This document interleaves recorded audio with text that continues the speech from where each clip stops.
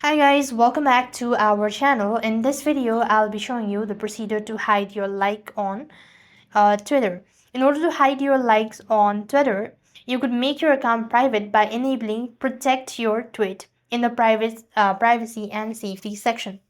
So open the Twitter application on your device, and when you go to this section, you could then go ahead and tap on your profile picture in the top left corner of the app.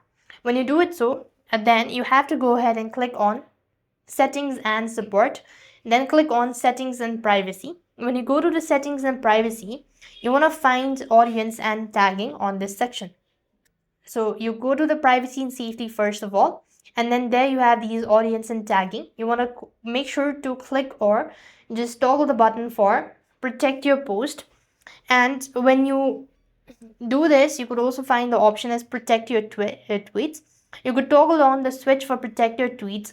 This will make your account private, meaning only your follower can see your activity, including your likes. So this is how you could hide your likes on Twitter. I hope the video was helpful. Make sure to like, share, and subscribe. Thank you for watching. See you in the next video.